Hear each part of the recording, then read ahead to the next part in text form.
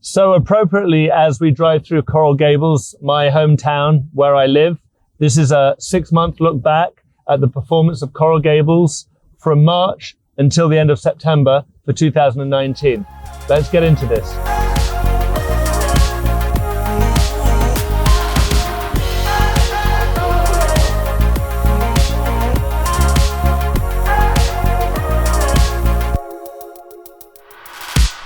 So as we look back over the last 6 months, as per usual, with all our reports and all our neighborhoods, we break down the market by price point. We go from $0 to $1 million, 1 to 2, 2 to 3, 3 to 5, and 5 and above. Now, the interesting thing about Coral Gables is it is a big market. It is the biggest geographical market that we have in Miami. We really subdivide it by about 6 different sectors.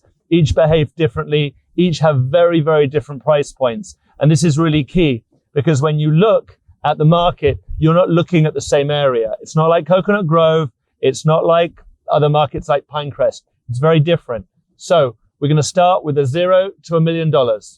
So the $0 to $1 million range, there's a number of neighborhoods within Coral Gables where you can get these up to $1 million homes. It's actually much easier to get $1 million home in Coral Gables than it is in, say, Coconut Grove, just because there's so much more land, there's a much bigger area. But ultimately, here's what you're dealing with. You're dealing with values between, say, $330 to $385 a square foot. But most importantly, giving you some statistics, it's just 4.9 months of inventory. That's from the last count. On average, we're selling about 13 homes per month. And that is actually a very quick absorption. It's a very fast buy-up rate. You've only got about 80 average days on the market. So what you're going to find is that you're into contract within 80 days, you're closing in another 30 to 45. And that in itself puts us at the very top of the market. This is the strongest market in the whole of Miami. So it's giving you a score of 92 on our neighborhood economic health score.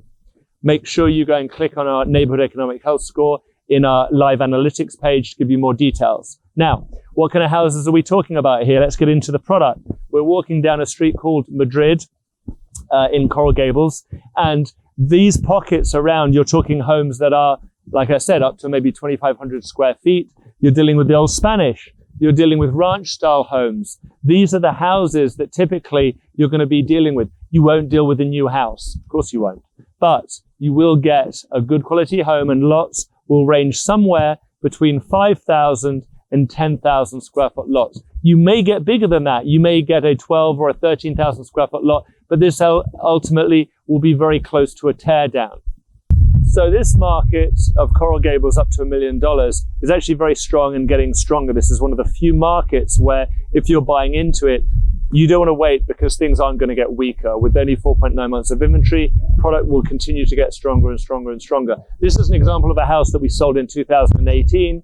1314 Milan, we sold it for $650,000. It was an 815 square foot house. Today, it's probably worth a little bit more. So again, as always, you give me a call and I can give you more specifics about, the individual properties available in this market and what we might expect to see going into 2020.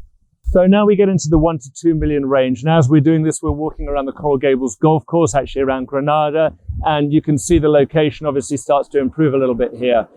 These homes, again, you'll get ranch homes, you'll get old Spanish. You'll rarely get new homes at this price point. You may get 1 or 2, but really not very many. So please don't hang your hat out there looking for a new home under $2 million. It's very, very hard. But here's the takeaway from the last 6 months' performance in the 1 to 2 million range. We've got 9.7 months of inventory. It's actually very, very good. Again, it's still 9 is stable. So it's really, really stable. Dollar per square foot, you could get around 400, but really honestly expect to pay somewhere between 435 and 485. That is the kind of the blended range average. Of course, you can go over 500 a square foot as well. I mean, again, that's normal. You can get some homes on bigger lots. Lots somewhere between 10 and 12,000. Again, you can get bigger lots. If you live on the golf course, you can pay a little bit more. But ultimately, this is a good, stable market. It's performing well. I don't think it's really changed much from the 6 months before that. It might have softened a little bit once you get to some of towards more of the higher end homes that are, let's say, bigger, but not as well finished. So they softened a little bit. But, it's still a strong market. And if we look at the grand scheme of things over Coconut Grove and Pinecrest and other neighborhoods, Coral Gables is still performing very, very well. Why? Mainly because of tax relocations. It is a neighborhood with the best schools, the best place to live. It's got a good quality of life for families. And this is what drives people here every single day and will continue to drive people through into 2020. Next, the 2 to 3 million range. Now we jump into the 2 to 3 million range in Coral Gables. This is a very different band, and actually months of inventory now escalates up to nearly 16 months. There were 29 sales in the last 6 months. Nearly half of those were actually on the waterfront. 13 were waterfront. But if you're not on the water, you're in places like this with houses like this, which this house actually backs up to the golf course. When you go through the Gables, you are dealing with a lot of waterfront and gated and golf course front homes in the 2 to 3 million range. This is where you'll see the majority of this product because it doesn't exist in other neighborhoods. Coconut Grove doesn't have it, and Coral Gables rarely has it as well. So again, this is the kind of product. And next, we're going to actually look at one of the homes that achieved the highest dollar per square foot in the last 6 months in the 2 to 3 million range. So the top dollar achieved in Coral Gables in the last 6 months on a dry lot was in at $567 a square foot, which was my listing here at 1549 San Rafael. Why and how? Well, very simply put, this was better finished than anything else in the market. It was a brand new construction, brand new home, very high level grade finishes. Now, it's important to remember that new homes aren't necessarily hitting the highest dollar per square foot because sometimes they're incomplete. They don't have built-out closets, they don't have wallpaper, they don't have all the fine finishes or the lighting or the sound systems. This one did, which obviously put it at the top of the spectrum. Now again, relative to price point, it's important to recognize that as you move further up the food chain, expectations grow. And next, we're going to discuss the 3 to 5 million range. Now we get into the 3 to 5 million range, and appropriately, I'm actually standing outside a house, 141 Rosales, which is now coming to the market for a touch over $5 million. This market, you're talking waterfront homes, you're talking gated homes, you're talking golf course front homes. If you have any of those in this price range, not that many, but it's really gated. Now we're standing in Coco Plum, which is a beautiful gated community. And if you look at those gated communities in Coral Gables, which are really the most salubrious, the most expensive, the most desired, you're dealing with Coco Plum, Snapper Creek, Hammock Oaks. These are good examples of properties, of neighborhoods where you'll find these kind of properties. So of the 17 homes sold in the last 6 months, which represents obviously our months of inventory at 27.6, 12 of those 17 were on the water. So clearly waterfront is what is predominantly selling at this price point. And when we look at the dollar per square foot, we've got an average of $589. Now, of course, once you move up to the waterfront area, you're dealing with escalated dollar per square foot. But what you will also find is that there's a lot of product in this market. So there's a lot of choice. And the take home from this is there is opportunity within this area. You can get deals. And we are seeing waterfront homes in places like Coco Plum, where we are right now, which will come in around $4 million for a nice home on the water. Now, these have a couple of bridges to the bay. If you move further up the canal, it'll obviously cheapen because now you have less direct access to the ocean. So let's discuss how this 3 to 5 market has reacted since last year. It's not an immeasurable difference. It's not a huge difference between last year to this year. Days on the market certainly expanded a little bit. But if you compare this market in the 3 to 5 range compared to other neighborhoods around Miami, it's still doing much, much better. And why? Mainly because of tax refugees, because of relocations. Those are the buyers who are coming to live in the neighborhoods where there is essentially the best schools, the safest environment, the nicest single-family homes, the primary residential markets of Coral Gables, Coconut Grove, and Pinecrest. So still a good market, but there's a lot of opportunity. And again, with more opportunity, with more product, there's more room for negotiations. So again, read the extended report and call me for more information on that.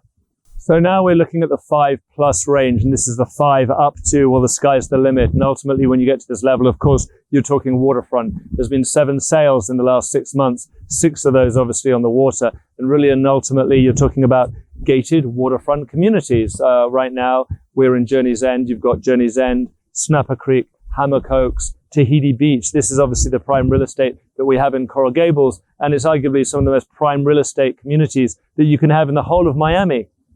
Now, dollar per square foot here, you're talking about $859, but it obviously can go up, and it has gone up and will go higher than well over $1,000. If you want to understand this market that is the 5 and 8 and 8 and plus range, give me a call. I mean, I work these gated communities extensively. Right now, we're actually on Old Cutler Bay. And whether it's Old Cutler Bay or Hammock Oaks or Journey's End or Snapper Creek or Tahiti Beach, I'll be able to help. As we walk past this house to my right here, was last sold in the last 6 months for just over $8 million.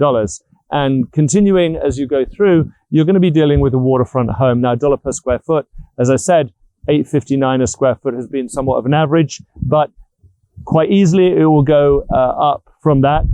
This is also important to recognize that when we look on the water, we also talk about what I call waterfront, bayfront, and peninsula front. Peninsula front is directly on the ocean. There is no bridges out to the bay. There's no canals. You're actually looking at the open ocean. And again, there's actually 42 homes that sit in Miami on the peninsula front area of the water, which actually runs from Tahiti Beach going south all the way down Old Cutler. So as usual, and as always, we hope you enjoyed this video. We hope you enjoyed understanding about the Coral Gables market. Please read the article, read the blog, pick up the phone, give me a call, use our website to search for property. And as always, we look forward to helping you and seeing you soon.